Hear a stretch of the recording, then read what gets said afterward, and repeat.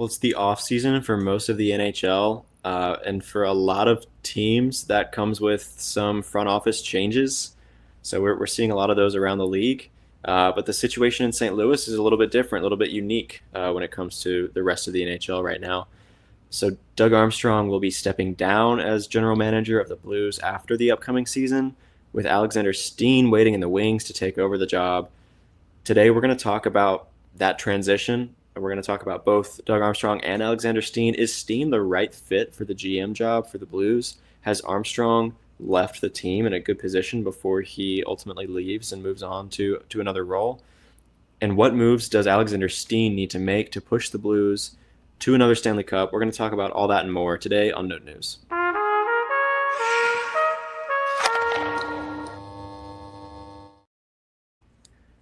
Welcome into another episode of the Note News podcast. We're a St. Louis Blues podcast, and we go live twice a week talking all things Blues. And right now, it's a lot of off-season content. So we're talking about free agency and trades. And today, we're going to be talking about some front office stuff. Alexander Steen and Doug Armstrong in particular. So if you want to keep up with the off-season content all summer long, we're going to be here twice a week to do that. So the best way to follow along with us and to support us is to subscribe to this channel. If you haven't already, hit that button. Hit that like button as well. Follow, rate, review wherever you're listening to us on audio. It really does help. And then follow us on socials. We're on Instagram, Twitter, and TikTok at Note News Pod, where you can follow along with us as well. So we're here to talk about the GM situation in St. Louis, which, as I said, is kind of unique. You look around the league, most off seasons, there's some a fair bit of turnover in the front office. We're seeing some of that already in the early stages of this off season.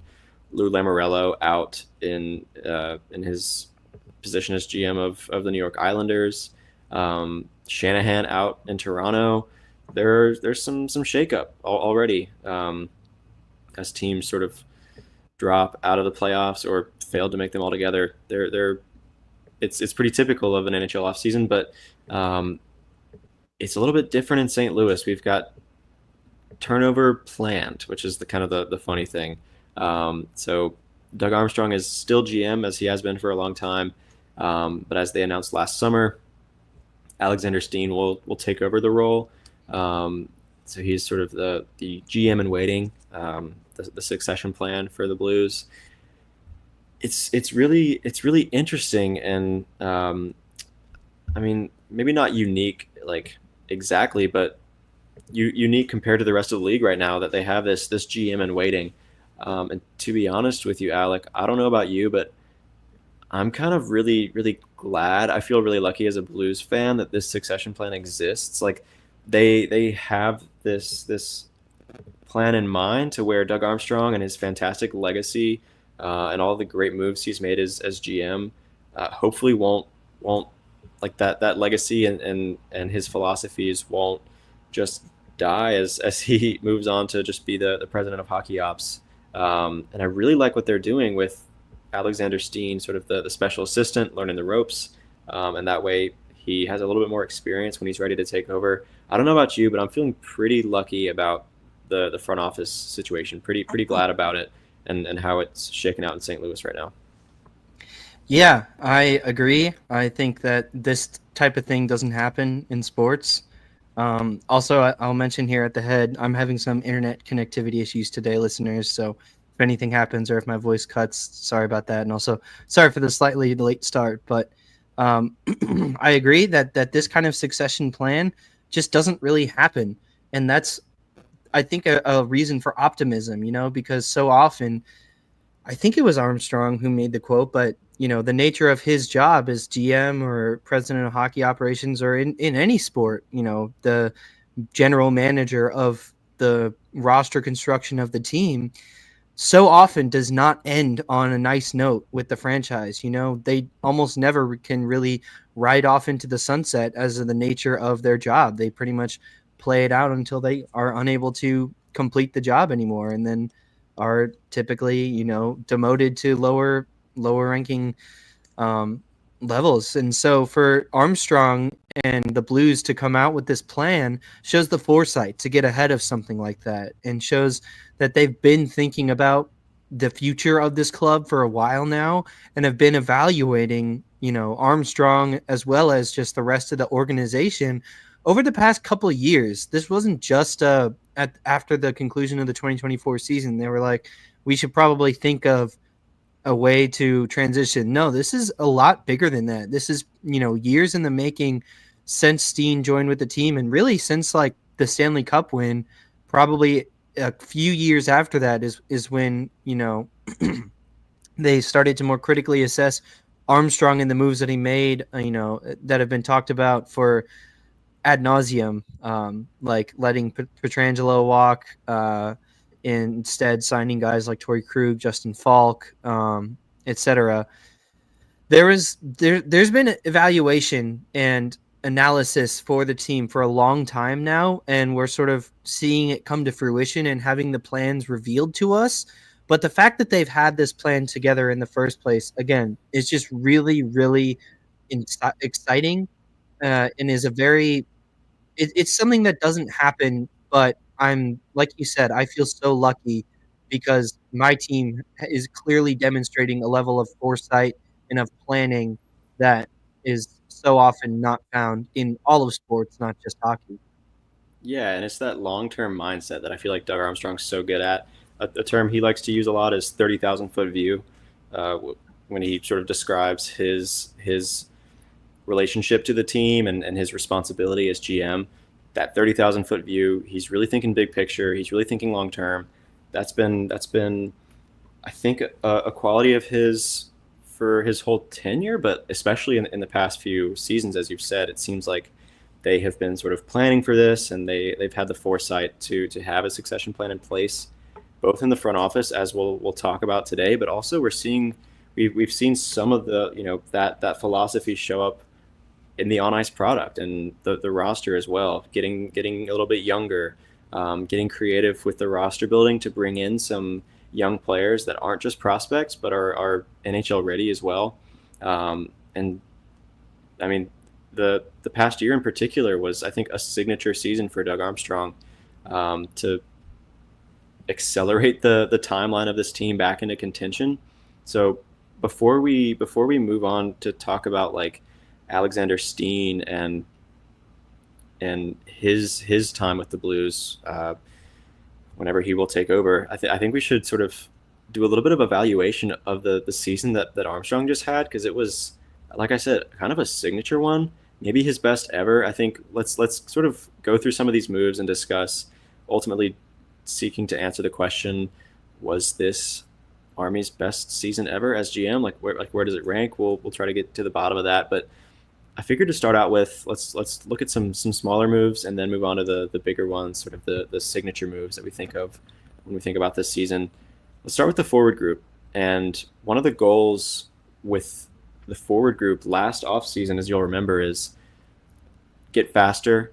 I think getting younger was another one, and then prioritizing defense was a big emphasis of Doug Armstrong and the Blues as a whole. And I think they did a great job, because I think the forward group is where this team like shown the most this past season, both offensively and defensively.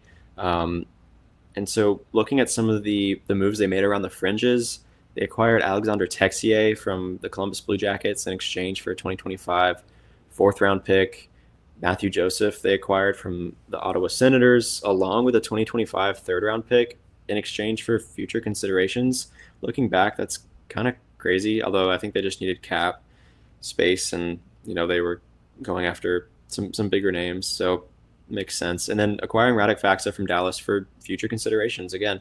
So those were some of the more fringe moves. I think that's all of the players that were brought in during the off season for the forward group. But you see, right, they wanted to get younger. A player like Alexander Texier, who's a little bit baffling. They wanted to get faster. They wanted to get better at defense. So they brought in Matthew Joseph. And then there's that defense part as well, bringing in Radek Faksa, huge part of that fourth line. What do you think about these moves that Army make to sort of rework the forward core? Not really at the top end so much, except for one move, which we'll get to later, obviously being the offer sheets, but really some bottom six rework when it comes to the forward group. And what did you make of it now that we're at the end of the season? How do you evaluate it? Yeah, like you said, I think this was really underratedly one of Armstrong's best seasons. And I think this sort of depth approach was a big reason why. I think that following or in years previous, or the typical mindset when it comes to roster construction is that you want to get the best players and um, make them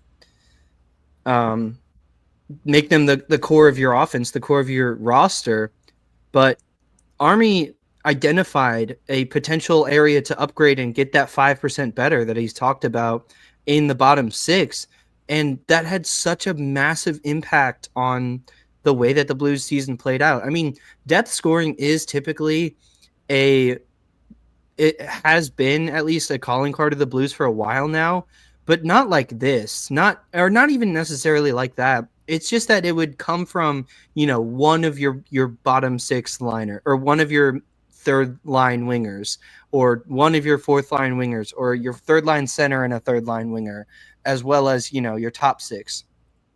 So I think that, like, the way that instead of thinking about how to score more goals in the aggregate, thinking about how each individual piece can sort of bolster and make this roster that much stronger together really changed the way that the Blues season played out. And it's something that, in years previous, bringing in like Brian Elliott or trying to acquire, like Ryan O'Reilly, those were like more typical roster building, identifying good players, and seeing that they could make it an impact now for your team, which is still a good roster building strategy. Like, I'm not trying to necessarily say that it isn't, but Armstrong got really creative in the way that he was able to upgrade the team. And it, first of all, caught the league unawares, obviously, with the, that move we're going to talk about in a second. But also, I think that underratedly, it helped the team out in ways that we might not have been able to predict, such as bringing in defensive forwards actually upgrades your offense, because good defense begets good offense, and stuff like that you just wouldn't typically think about. So yeah, I think, I guess with Armstrong, I'm just impressed by the new ways that he's been able to reinvent himself, and almost like he doesn't need to retire, but that's getting too far ahead of ourselves. And obviously, it is time to move on and everything. So not really what I'm saying, but I think he has cemented a legacy as, I mean, I would say the greatest GM in franchise history. And Easy, yeah. yeah, and just so impressed by the way that he can continually find new ways to change the league. Agreed. Yeah, totally agreed. I think I'm really excited to see how his impact sort of plays out across the league with some of those bigger moves that we saw last offseason. But I mean, with this forward group, like you said, reworking the bottom six, we talked so much about how with key players at the top of the lineup, their absence or their addition allowed, if they left the lineup, people were sort of playing above where they should be. But when they came back, it allowed everyone to sort of shuffle back down into position. We talked about that a lot. I think what's just as valuable is stabilizing the bottom six. And if there are any players down there who should be playing higher up, allowing them to shuffle up. I'm thinking especially with the center position, bringing in Radek Faksa, like shoring up the fourth line center position, like really stabilized. I think this team down the middle, just a lockdown identity line down there on the fourth line. I think that was a really great move, and maybe he'll come back as a UFA. That remains to be seen. But great move there. Matthew Joseph, I think I would have expected more scoring from. I was excited for him, but defensively fantastic. And then Alexander Texier, I was like thinking about it, and I was like, that's kind of a disappointment. But it is only a fourth, and I still think it is kind of like highway robbery in a lot of ways. And I'm just really hoping that move looks better this time next year. I'm holding out Yeah, hope he's because still he's under shown some contract promise. for another year. Yeah, exactly. So Yeah, there's still a chance. hopefully he can figure something out because I think we both like him a lot. But let's move on to some of these smaller defenseman contracts and signings and trades and such. Starting with a couple UFAs who were signed last summer. Ryan Suter signed to a 1 year, $775,000 contract with performance bonuses that could and did push the contract up to $3 million. Kind of a story of especially like the early half of the season. Just Ryan Suter, good at hockey still. Um, we weren't all that thrilled about it, but I think if they hadn't brought him in, we would have seen a much different season with some of the key injuries that we saw in the defenseman core. And then P.O. Joseph also signed as a UFA on a 1 year, $950,000 contract. Ultimately, would be traded back to the Penguins where he came from before that. So, a couple smaller moves. I think especially like the Ryan Suter one is the one to pay attention to more here. I mean, like the P.O. Joseph one, he took a chance, right? And it was a young guy who had been highly valued in the past and could potentially, maybe a change of scenery, unlock something new. Didn't really work out, but hey, it's only $950,000. Um, Ryan Suter, though, I think that was a really great move, especially to get him on those performance bonuses. A contract like that really doesn't, harm you at all. Um, and again, like I said, if he hadn't come in, I think we would have seen a much different season. He helped stabilize the top pair when Nick Leddy wasn't working out and got injured. Broberg got injured. There were like some, and then Parayko injured later in the season. Like there were some key absences from the decor lineup, and I think Ryan Suter really helped cover for those. I mean, played all 82 games at 40 years old. It's you kind of maxed out your value there. I feel like so. What do you make of these couple smaller moves to sort of rework the bottom half of the defense core in the same way that he did that to the forward group?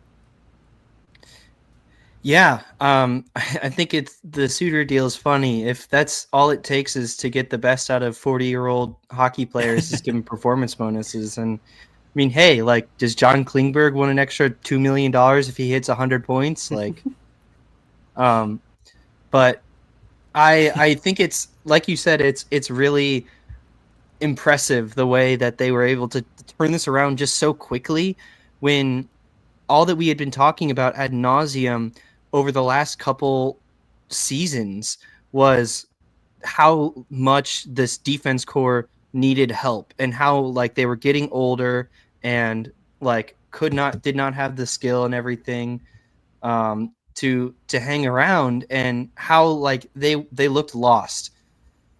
And the way that they were so quickly able to get the best out of a guy like a Ryan Suter is so impressive to me. That I think has to be, such a, especially when the track record for players like this was, Nick Leddy and was Torrey Krug, Justin Falk, players who have, are kind of rightfully so serious talking points in Blues land and not typically positively. So for Armstrong, it's the tenacity, I would say, to continue to push the right buttons, even if a Justin Falk move doesn't work out. But not just to push the same button just to say, no, I'm right and we're doing this my way. To recognize, okay, 8 by 6.5 is a little bit too much for an old guy. Let's just give him 1 year. Let's give him 1 year, and if it works out, we can sign him again, or we can trade for Cam Fowler or something of that ilk, And so Army really mastered the ability to adapt and be adaptable, that set this team just so far ahead of where they were and where they honestly should have been. That I am, just so impressed. Even a move like a P.O. Joseph, obviously didn't work out, but 950,000 is nothing. That is so manageable, and is just so impressive again. Just how quickly, like the speed at which that all of this turned around, I just will never be able to, really get over.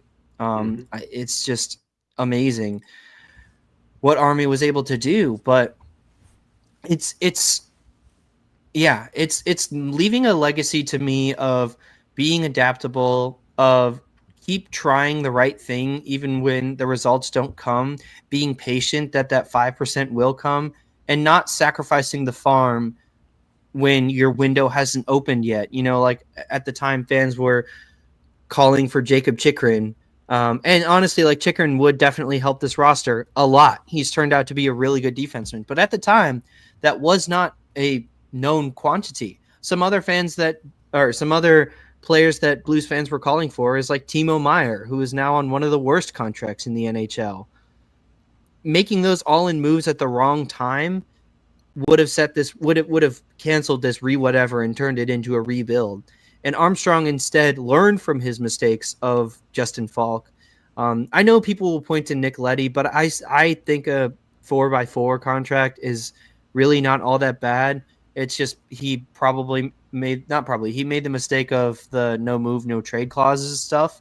But again, learning from his mistakes and instead giving Ryan Suter performance bonuses and incentives to earn more money instead of just guaranteed money plus, extra bonuses. So to me, it's how quickly Armstrong was able to learn and fix his mistakes essentially that also set this rebuild, retool, whatever up so much faster and so much better.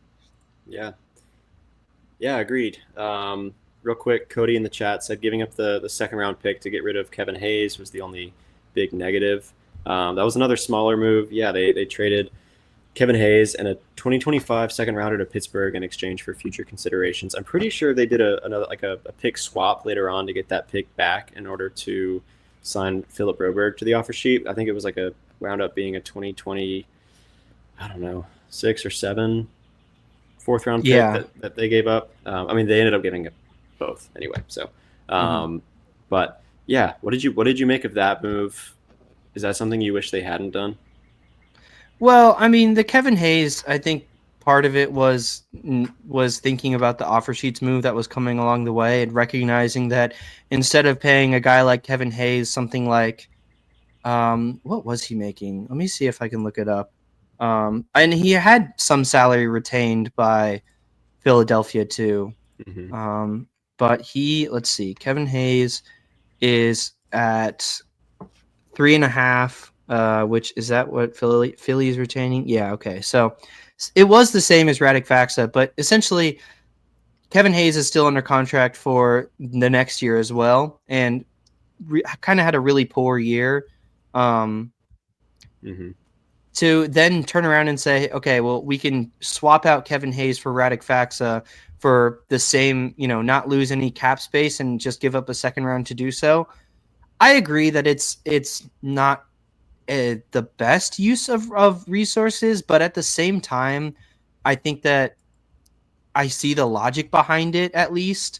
That it's swapping out a supposedly defense and transition player who didn't seem to have lost a step, getting ahead of the aging curve there for a player can play good defense, who we acquired for future considerations and a $3.5 million contract, or 3.25 technically. So the cap doesn't stay the same, and it's just a second round pick. So yeah, it isn't the best use of or the most. Excuse me. It isn't the most opportune or perfect use of resources, but I see the reasoning because now we don't have to worry about moving Kevin Hayes when we're still trying to figure out, guys like Matthew Joseph, Oscar Sundquist, etc. All these other supplementary pieces. Trying to figure out if they're going to stay on the team or not. That's just one less variable to work on. So again, I think it is demonstrating some level of foresight, even if Army had to pay to get there. So I agree to an extent. Yeah. Okay, let's move on to some big moves here. So starting with this Pavel Buchnevich extension, I still think it's like too soon to call this one a mistake. Obviously, Buchnevich had a down season. He'll start his 6x8 contract this upcoming season. I still think this was probably the right move because, I mean, now like given now at the end of the season how this team looks, I think Buchnevich belongs here, and it would have been too late in their timeline to give up the offense and defense that he provides as a top six winger. So I'm a fan of it. And then there was also this one small move, kind of went under the radar. Um, I'm seeing here someone named Philip Broberg and Dylan Holloway signed to offer sheets. Yeah, this was a huge move by Doug Armstrong and the Blues. I'm really excited to see, as I said, what this does to like offer sheets and RFAs around the league. I think it would be so cool if that becomes a thing again. By the way, episode 81, it's the Dylan Holloway episode. Yeah. So that's fun. But yeah, a couple big moves also over the offseason. The extension for Booch, the offer sheets. What's your take on these two moves? And let me ask you this about the offer sheets. Is the offer sheet, the double offer sheet move in particular, is it or could it become Army's greatest move ever as a GM? And I know the one you're going to talk about. Probably the Ryan O'Reilly trade, right? Because it brought you a Conn Smythe. That's what a lot of people talk about anyway. But I mean, is it or could it become Army's greatest move ever? What do you think? It definitely could become it. Maybe it is. There's definitely a case for it. I like it. You know, I think it is more of a discussion than just straight up it is the greatest move ever, but it definitely could be. And I do also believe that I believe that I think that there were some what's it called, draft picks in there that were really special that really set the team forward. So I don't know if that counts in the discussion of everything. Yeah. But so on the Buchnevich extension first, I think that the Buchnevich extension was absolutely the right move, and I think it will prove to be absolutely the right move still. If we think about, okay, there's a lot of ways that I could take this analysis, but I just want to walk through some of the moments in the season. If Pavel Buchnevich wasn't there, you know, what happens to this team? Paint us a picture, Alec. When the Blues started to get hot, you know, and they're going on this kind of magical, just awesome playoff run. Buchnevich was one of the leaders in the clubhouse who came back from injury, and who was like so essentially Buchnevich was one of the galvanizing factors in the win streak, because his presence energized the team or partially at least energized the team to go on this run. That's one example. Another would be in the playoffs themselves. Buchnevich was one of the Blues' highest point producers in the playoffs, especially in that one game where he had a hat trick. Buchnevich ended up with the, I believe, most goals. Yeah, most goals in the playoffs, tied with Kyrou and Walker, which, by the way, Kyrou getting called soft in the playoffs, leading the team in goals. Okay. Buchnevich ended up with the second most points on the team in the playoffs.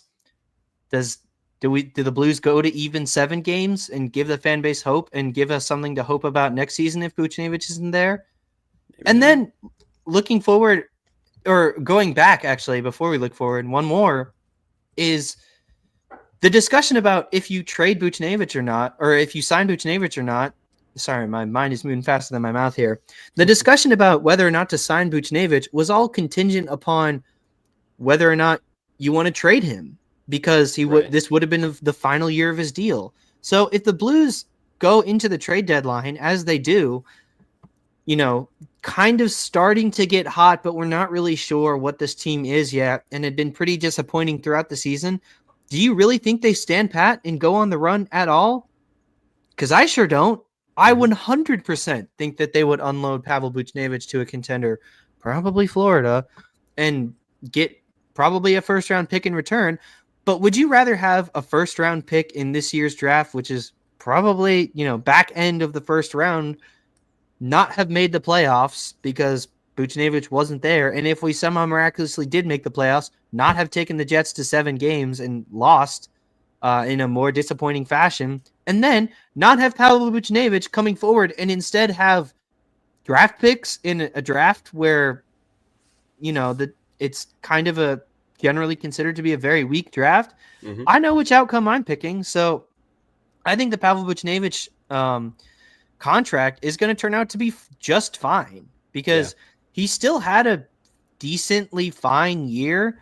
Maybe not like an $8 million a year winger, but like a $6.5 or $7 million a year winger. Yeah. And because he wasn't playing winger most of the time, they tried him out at center, which like messed up his development. So I'm getting more hot than I thought I would be, but I'm definitely on the pro Pavel Buchnevich extension trade. I think he's going to have a bounce back season. And even if he has the season he just had for another 3 years, that's still a really good player to have on your roster. And then, could the offer sheets be the best move in franchise history? Definitely. They definitely could become that. I think I want a couple more years to determine that, but the idea is that these guys are going to get locked up soon, and we'll have some time to determine that. But I don't think the fans need me to tell them how good Holloway and Broberg were and how insane the offer sheets were, because that's all the NHL was talking about this last season. Doug Armstrong shook up the league. If that doesn't tell you enough about how impactful these moves were, then I don't know what will. Yeah, I agree. Brought in the greatest blue of all time, Philip Broberg, right? I agree with your assessment of Buchnevich's contract, and I think that looks a lot better today than it did when they made it. But I mean, we've talked about that foresight that Army has, and I think he sort of saw this coming. This team isn't that far away from really competing again, and when they, when the Blues are at that point, you're gonna want what Buchnevich provides for you, and so maybe a little hasty to move on from him.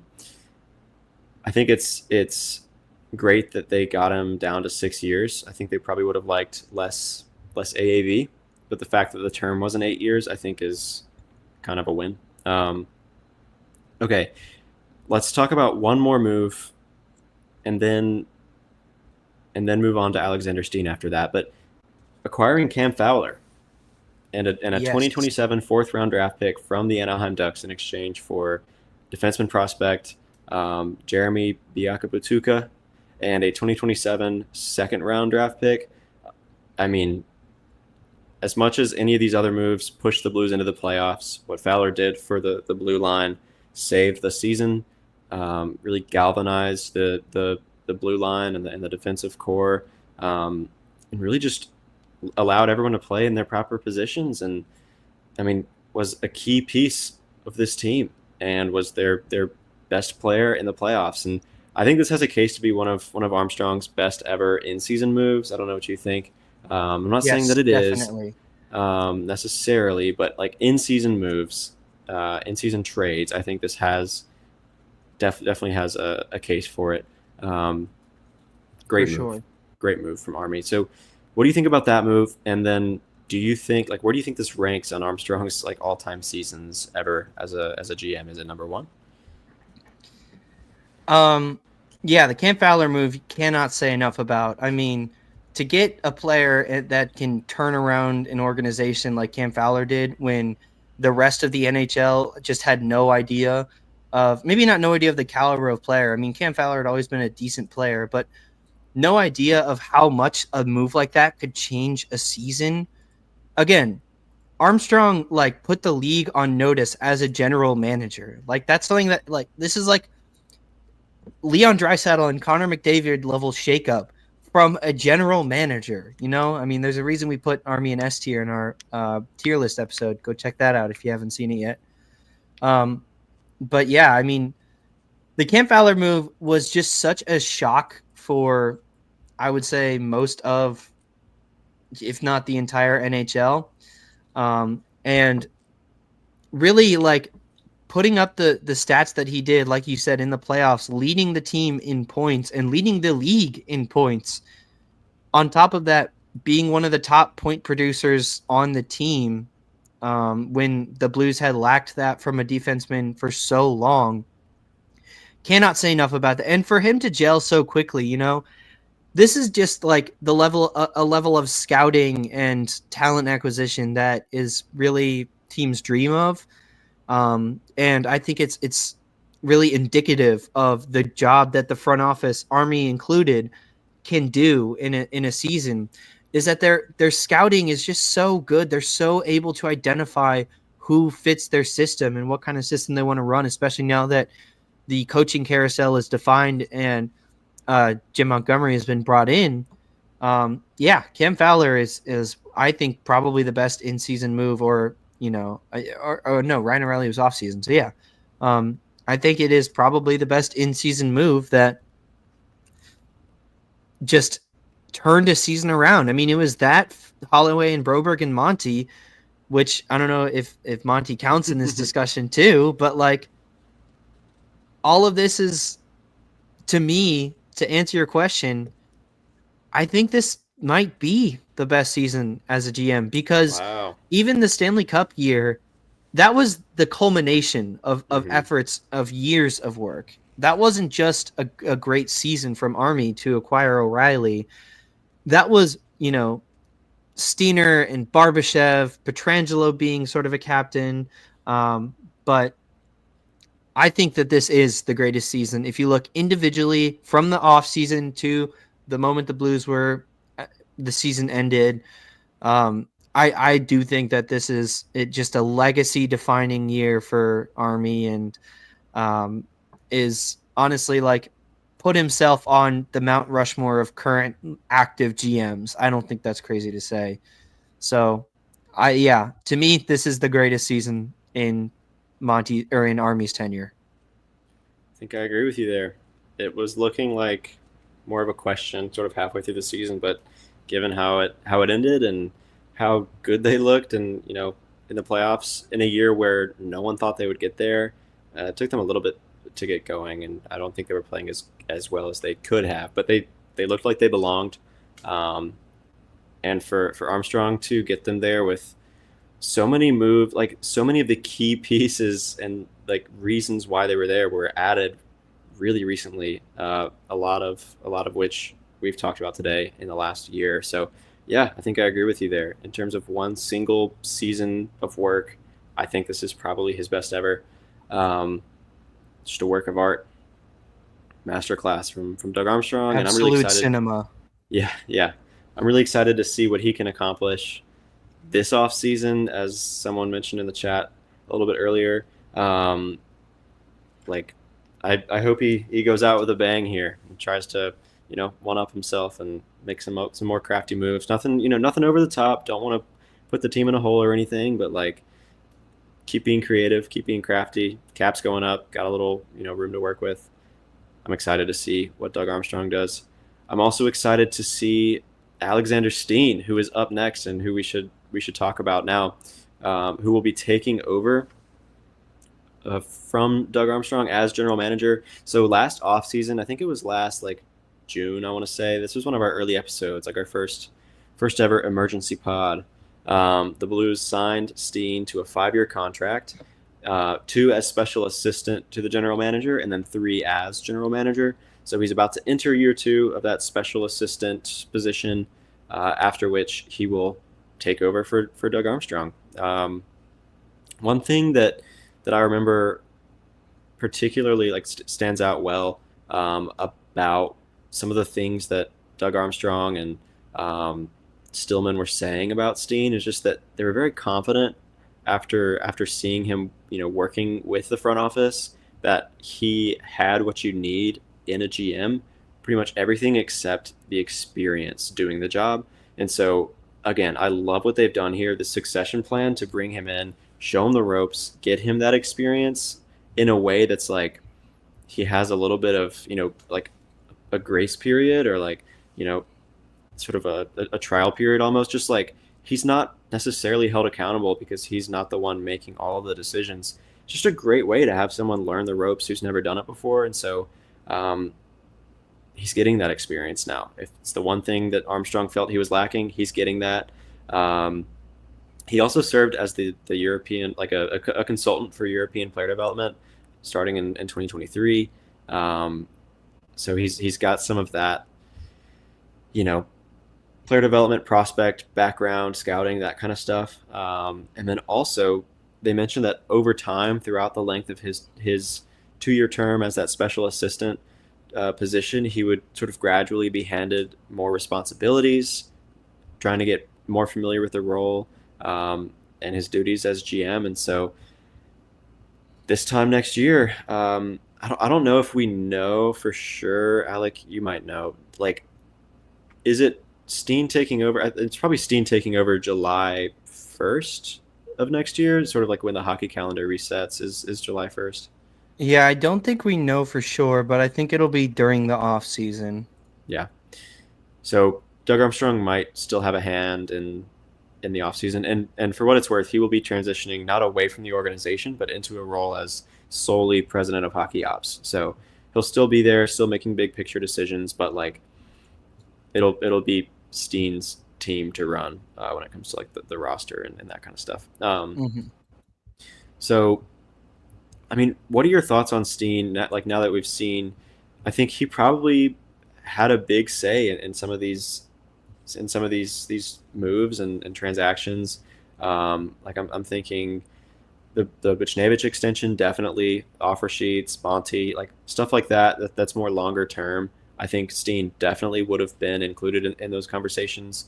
How big a role do you think he played for the team this season? And like, where are you at now that we're almost a year in with Steen? Like, do you think he's the right pick for GM after Armstrong leaves?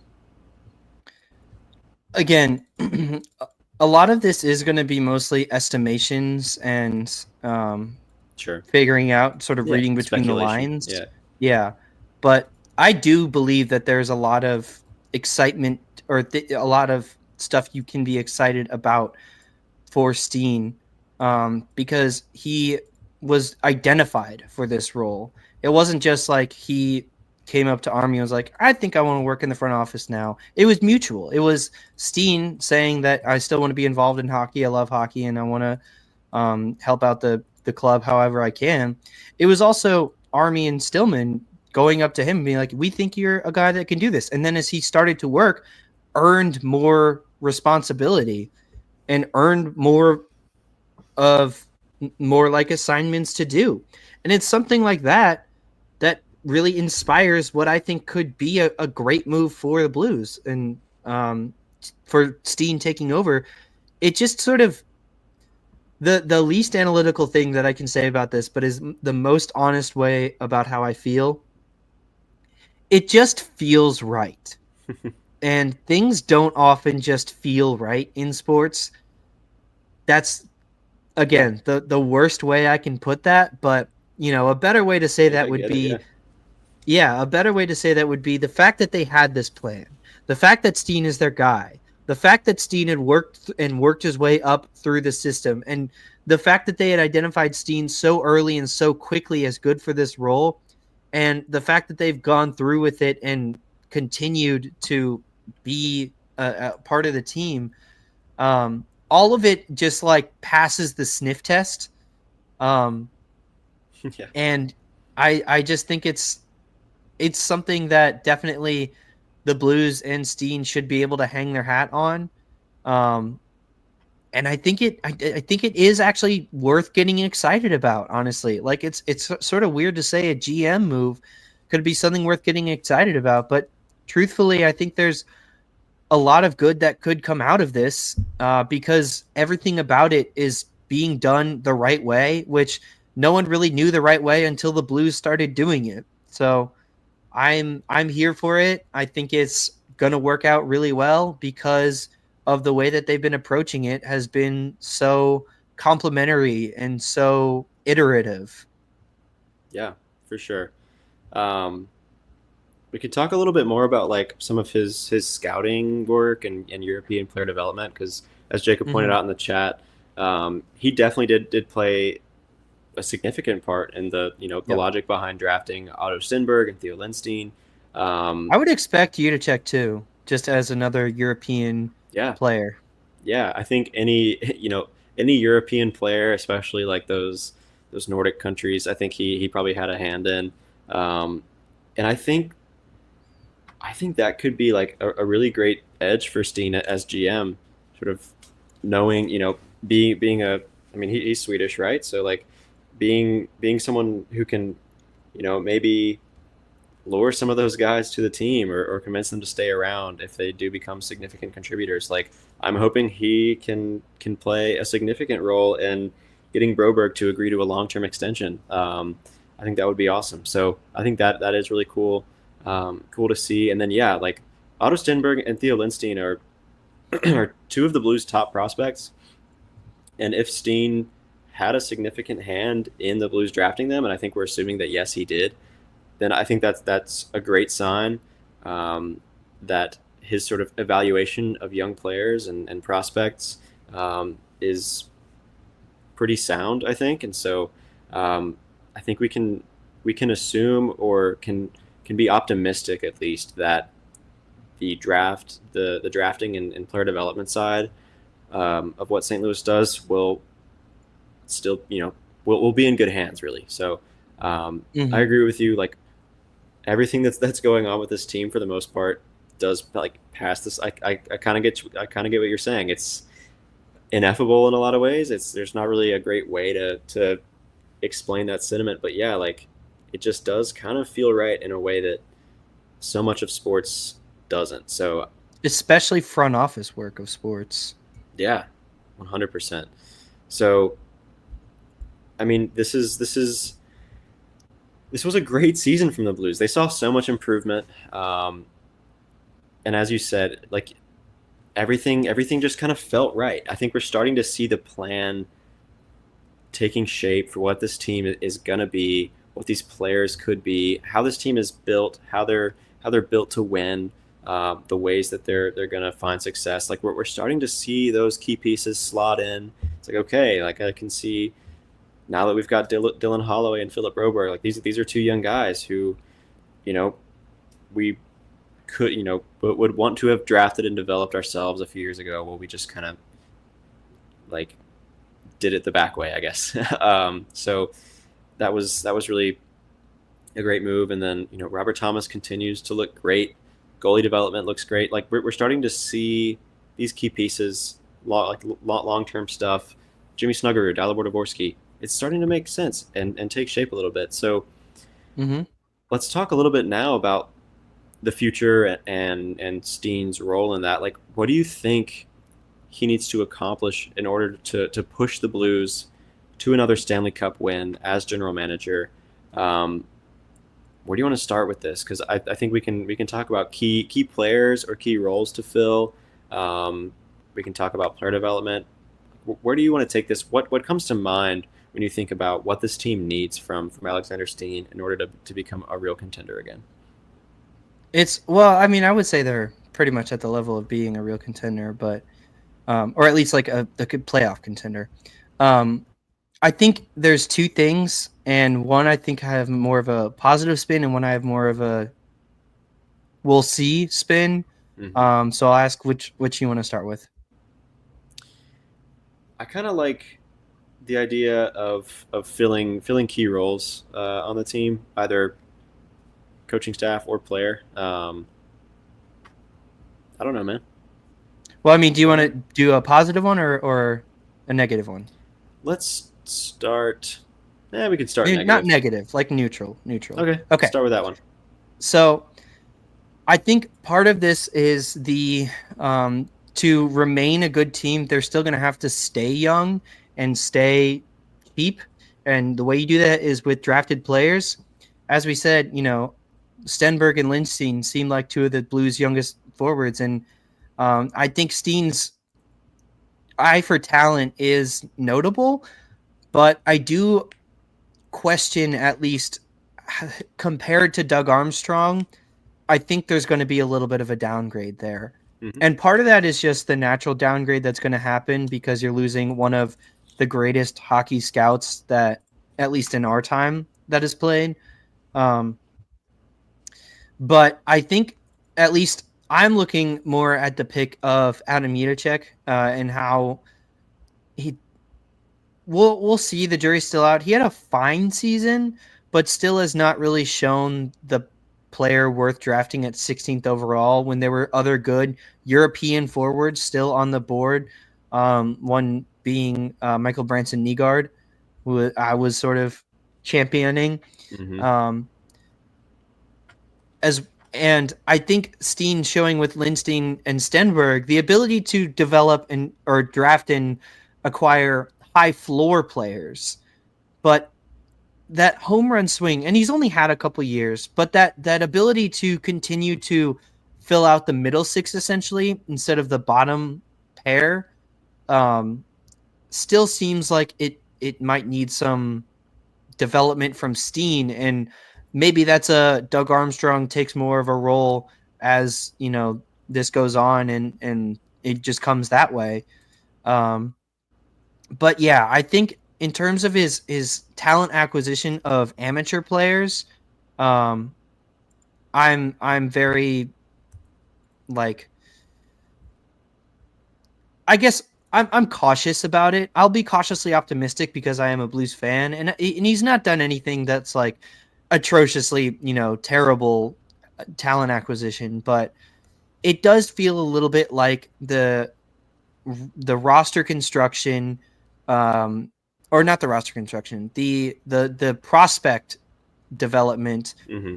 could be an area of focus where I would hope Army still takes more of a administrative role and helps Steen out some more there. I think he's got a lot of the other parts of the job down, as we'll get to in a second here. But yeah. Yeah, I think I agree And there. then, Staying young is yeah, going to be key because we see it with a team like the Dallas Stars, having that pipeline where you're exactly. able to just fill in key roles and continue to keep the team competitive is huge, and I think is definitely a big piece of any team that has sustained success. So yeah, I agree with you there. Yeah. And then sort of on the other side of things, one area where Steen, I think, is really going to make an impact with the team is his ability to essentially look at NHL level players, which is Mm-hmm. probably more important for talking about how to keep this roster relevant for years to come, Mm-hmm. and how not only to keep relevant but to keep like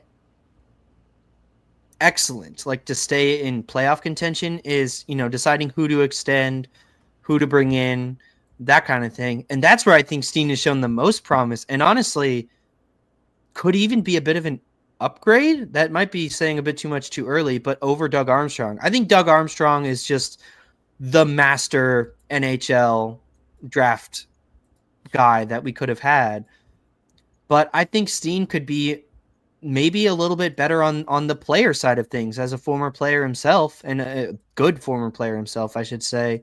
Deciding to extend a guy like Buchnevich, looking at a Foxa, all these moves that obviously were made by Armstrong, so it's tough to know who exactly to give credit to, but I think it's fair to say that Steen had some role in these decisions, and I think that has what has turned around the team the most. The offer sheets, Dylan Holloway and Philip Broberg, those are for the most part NHL level talent, and that's where I'm really excited about what Steener can bring, and I think Blues fans should be. So yeah, I would say youth, amateur, scouting, development, etc. The jury is still out, but Mm-hmm. we're talking about what you can get from current NHL players, and Mm-hmm. those sort of all-in moves that we think about, I mean, there might not be a better man for the job than Alex Steen. And a big part of that, I think, as well, when it comes to his experience, having been an NHL player recently, um, a big storyline of the Blues this year was the reinvention of their identity and like this locker room culture and stuff. Um, I think keeping that in mind, like what is this team what is this team's identity? Who are the types of players both on the ice and in the locker room that we want to acquire to help preserve that? I think that'll be key, and I think his experience recently as a player will really help when it comes to sort of making those decisions, evaluating players, and understanding what kind of guy you're getting when you sign him or trade for him. Um, we saw the power of the intangibles a lot this year. The power of friendship and stuff like that um, was really strong for the Blues, and I think allowed them to get hot, allowed them to get back in the fight in the first round against the Jets, and so I think identifying those intangibles will be hopefully a strength of Steen's, and I think an advantage that he could have, especially as a former player, as I said. Yeah. Another big thing, and I think this might be in my mind the most important thing, or at least has a really strong case to be the most important thing when building a team to win a Stanley Cup. To win the Stanley Cup, you have to be able to win any kind of game. You have to be able to win a really stingy, 1-0 game where scoring is really hard to come by. You have to be able to win like barn burners, high scoring affairs against teams like the Oilers, right? You got to be able to keep up with strong offenses. You got to be able to stay physical. If the games get gritty, the games get tough, you got to be able to hang in the fight, not get beat up, get off the ice, stuff like that. That would be, that's really key in a game against maybe it's a bad team but a great goalie. You got to be able to beat a great goalie. You got to be able to beat a great defense. You got to be able to lock it down in key moments, just like stuff like that. I think we see that on display more than ever with the Florida Panthers, who are in so many ways just like the perfect modern NHL team. Like they don't really have any holes on their lineup, which is hard to do for anyone, and is way easier said than done. But I think their biggest strength is that they are able to win any kind of game that they play. That doesn't mean they win every game, but they can win. They can win any type of game, and they're good at it. We saw that with the Blackhawks were good at that 10 years ago in their dynasty era. We're good at winning any kind of game. I think you see that with any dynasty. Tampa Bay a few years ago, you saw it with Pittsburgh and LA as well in the 2010s and sort of that same era. That to me, more than anything else, is how you build a Stanley Cup competitor and Stanley Cup contender. That's how you win in the playoffs. That's how you have an extended playoff run. And so really, I think that more than anything else is the most important thing that Alexander Steen needs to keep in mind when building a Stanley Cup contender for the Blues, is just identifying those key weaknesses. Okay, these are the types of games that we have trouble winning, and then not going overboard and going too wildly in the other direction, but addressing those weaknesses and figuring out how to get this team to a place where they can beat any opponent any night, no matter what their style of play. And again, that's easier said than done, but to me, that's one of the most important things you can do if you want to build a contender. For sure. It's getting complementary skill sets like we talked about in our last episode, which was a great discussion. You should all go check out if you haven't seen that one yet either. But yeah, it's about game scripts and dominating every style, like you said, or if maybe not even dominating, but being able to win. And so I kind of wanted to echo the point you made before that. And I think it goes into this discussion as well, that as a player, knowing the importance of leadership and of on ice coaching, as well as coaching, as a guy like Steen was able to provide for so many young forwards and was provided by the guard before him, as we saw the value of a guy like Braden Shen. I think Steen was probably a big reason and a big advocate for Braden Shen when all the trade talks were heating up there. So, I think you put really well that there's a lot of ways to win in the NHL, and you kind of have to be able to do pretty much all of them. Otherwise, you just have to be, you good enough at one or a couple things better than anyone can manage, which is harder to do. But the Oilers are certainly trying. But yeah, I agree with what you said. I think that Steen as a player knew all of these ways to win and knows exactly what to look for and is able to provide that insight that at the NHL level, not necessarily Armstrong didn't, but that 30,000 foot view can have its downsides when you give a guy like Torrey Krug, what was it, 7 years or something at 30 years old. Sometimes the decisions on paper don't always work out like that. So, yeah, I agree, and I think Steen is the right guy for the role, and there's a lot of reasons, tangible reasons, to be excited about what he could bring. Yeah, I agree, 100%. I think the future is still really bright in St. Louis. We saw that on display this season. And this offseason, I think we could see some other key moves to continue to move this team forward, push them back towards contention. It'll be really important for Doug Armstrong to finish out his tenure strong.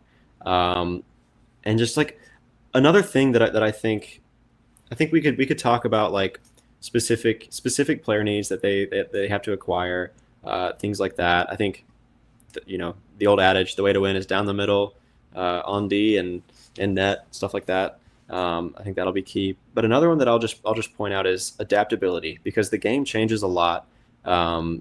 Trends come and go in the NHL, whether it's like specific types of defensemen that are sort of in style or whatever, or being bold with your moves in ways like the Florida Panthers are, or frankly like Doug Armstrong is, and could potentially set some trends of his own. So I think just being able to adapt to those. And like, as you said, the 30,000 foot view comes with its downsides, but I think the benefit of it is that at times, if used correctly or, considered correctly, you're able to maybe not hop on a trend like the smaller puck moving defensemen of Torrey Krug and Justin Falk and that kind of stuff. So, staying adaptable in that regard. Real quick. Yeah.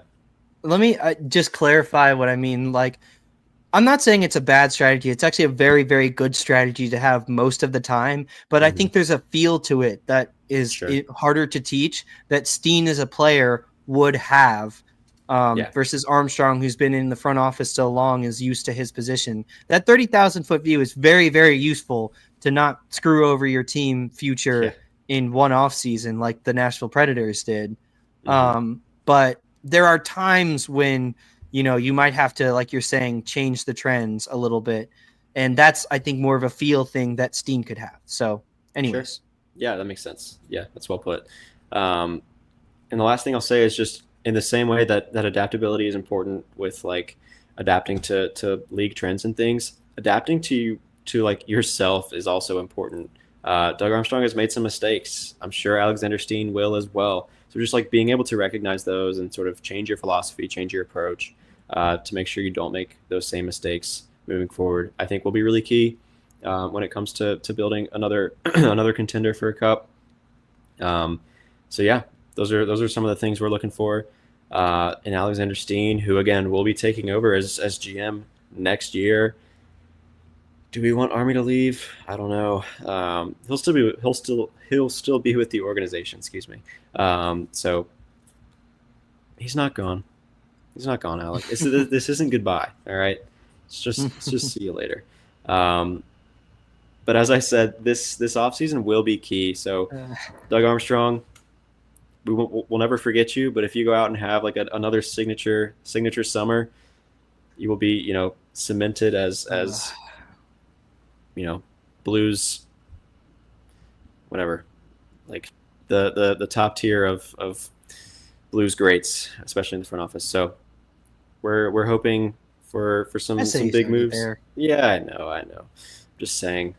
be great to put a cherry on the Sunday that has been his career. Um, Mhm. so we'll be here to cover that cherry that is this off season. Whatever moves that the Blues make or are rumored to be making or anything like that, we're going to be here to talk about it, break it down, how it affects the Blues, long term, short term, things like that. Summer is an exciting time, especially for Blues hockey, especially with Doug Armstrong as your GM. Got the draft coming up in about a month, so we're gonna do some draft previews, draft recaps, have some special guests on to talk about some of that stuff. Um, and then free agency starts July 1. We're not that far away, Alex. So Yeah. we'll be talking about who we think the Blues should sign in free agency. We've already started that discussion, so go check out some of our off-season preview and trade candidates, trade targets, those kinds of episodes. And we'll continue that discussion all summer long. So best way to stay tuned and continue to get that content, and then hopefully come on here and ask us questions in the chat and engage in the conversation here is to subscribe to our YouTube channel if you haven't already. It's really the best way to help us out. Like this video, follow, rate, review wherever you're listening. It really does help. So we appreciate all those. Love to read all the reviews and ratings. And then follow us on social media. We're on Instagram, Twitter, and TikTok at No News Pod, where you can follow us and see a lot of our other content as well. So thanks to everyone for tuning in to this episode of Note News. We'll see you next time, and let's go Blues. Let's go Blues.